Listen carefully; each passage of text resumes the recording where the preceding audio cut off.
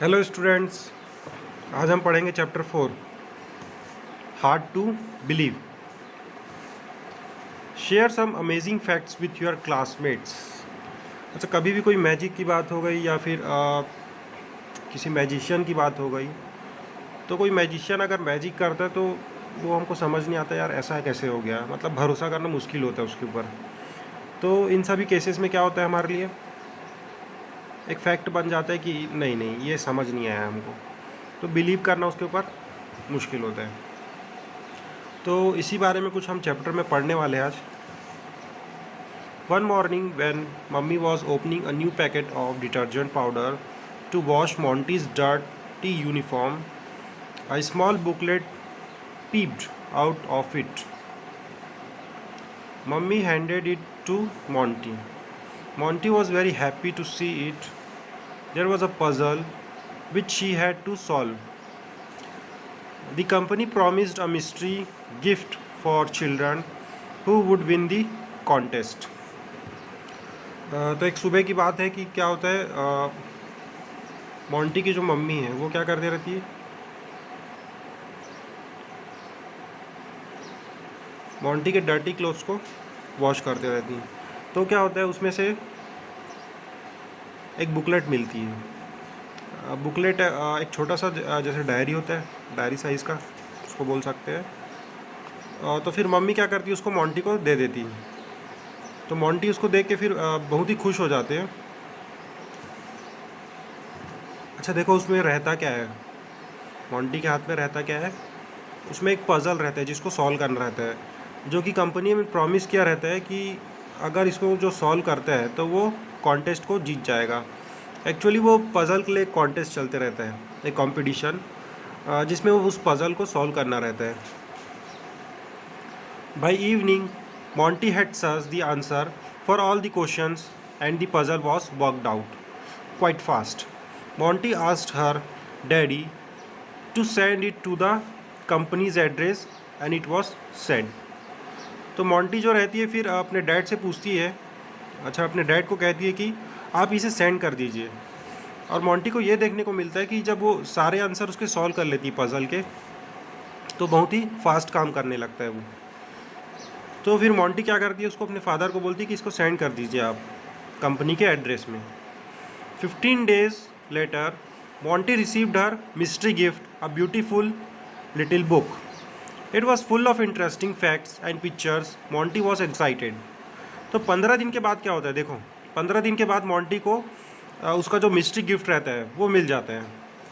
और वो mystery gift क्या रहता है, एक ब्यूटीफुल बुक, छोटी सी बुक रहती है और उसमें बहुत सारे इंटरेस्टिंग फैक्ट्स रहते हैं, पिक्चर्स रहते हैं, जिसको लेके बहुत मॉन्टी क्या है, एक्साइटेड रहती है।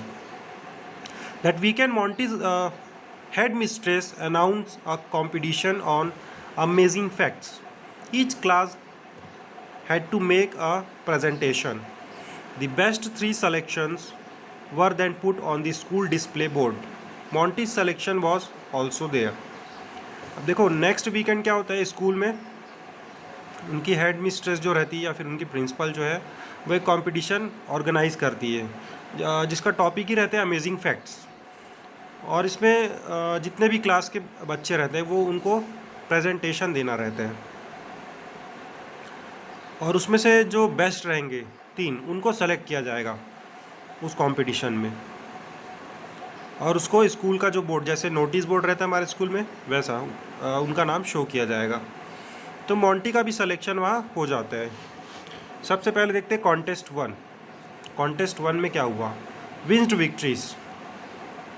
अ stolen parrot was brought to the court as a witness in New Delhi.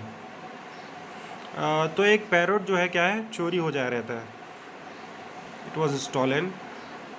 तो क्या करते हैं, उसको कोर्ट में पेश करना रहता है, कहाँ, न्यू दिल्ली में, as a witness.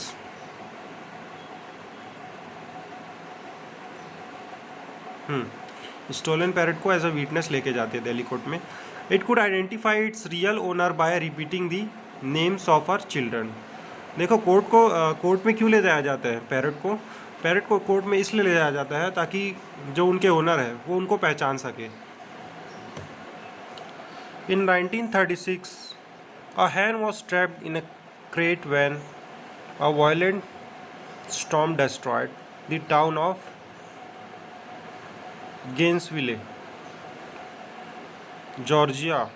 For 47 days it was rescued and it had survived by eating its own eggs. तो एक समय की बात है, कब की बात है ये? 1936 की बात है कि जो एक हैन थी वो कहाँ फंस गई थी। वहाँ एक्चुअली क्या आया था, स्टॉर्म आया था, तूफ़ान आया था, तो उसके कारण वो वहाँ फंस गई थी।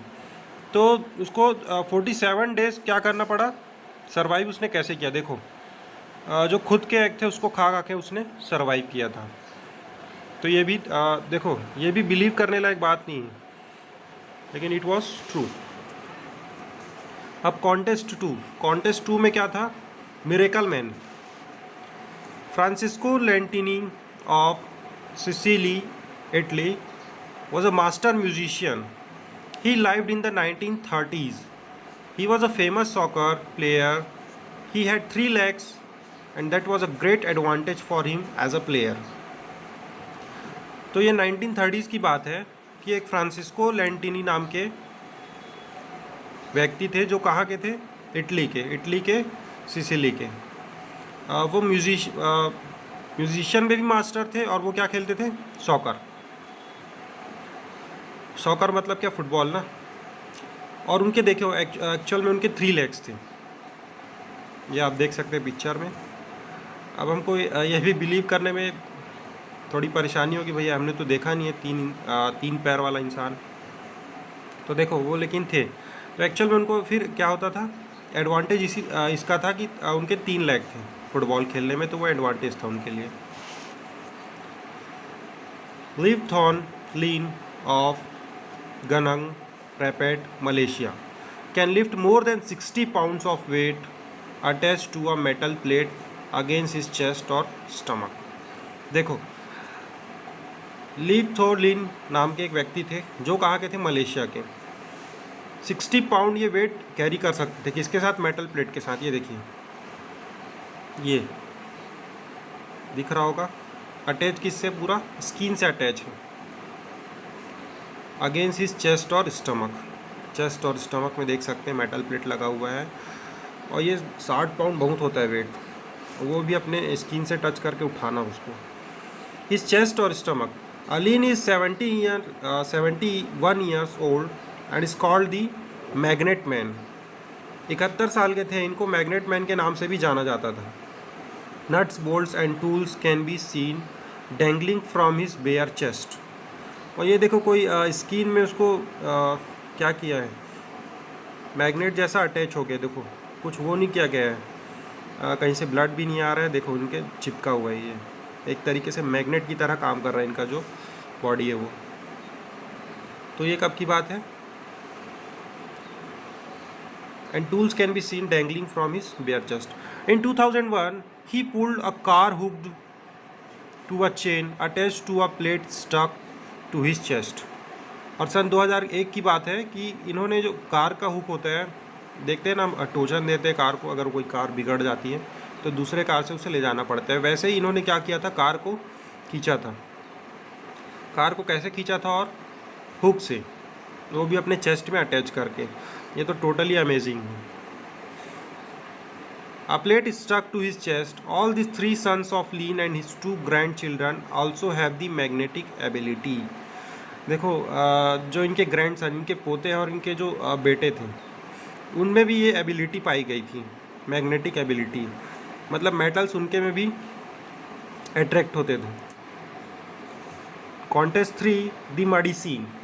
Scottsdale, Arizona organizes the Mighty Mud Mania festival every year. Scottsdale, Arizona, ये क्या है? प्लेस का नाम है, जो हर साल क्या करते थे?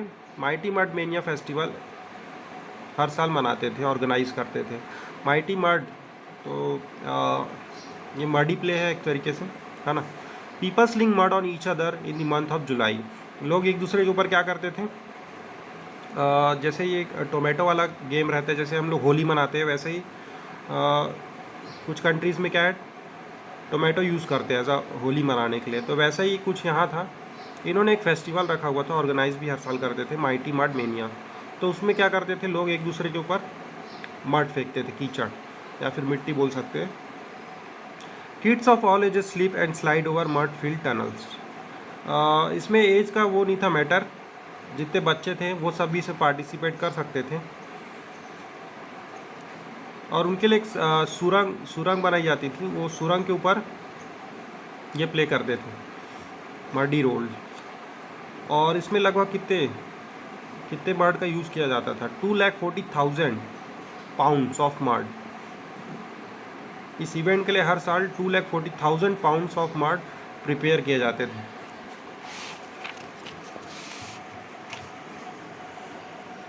अब देखते हैं नेक्स्ट इवेंट क्या है। Elephants in Myanmar are very clever, they stuff the bell hanging around their neck with mud. They do this so that bells wandering, they can quickly steal bananas from farms at night. Now judge yourself, the best of 3 is। चलो इन तीनों में से हम जितने भी competition थे उनमें से हमको एक सेलेक्ट करना है जो बेस्ट है, जितने भी कॉन्टेस्ट थे उनको। तो जो एलिफेंट पाए जाते हैं म्यांमार में बहुत ही चालाक होते हैं, और इनके आसपास इनको जो बैल दिखते हैं, बैल hanging around their necks with the muds, they stuff the bells hanging, they do this so that bells wandering.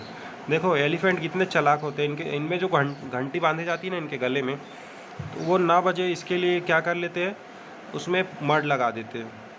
तो इनकी भी बुद्धि जो है वो काम करती है, तो इसलिए वहाँ के एलिफेंट को क्लेवर कहा जाता है। और ये रात को केले भी चुरा लेते हैं किसी के भी फार्म से। देखो इनमें भी इतनी अकल है। तो अब हमें जज करने की कौन से 3 बेस्ट थे। तो ये तो आप ही जज कर सकते हैं, इनमें से जो 3 कॉन्टेस्ट है वो बेस्ट होंगे।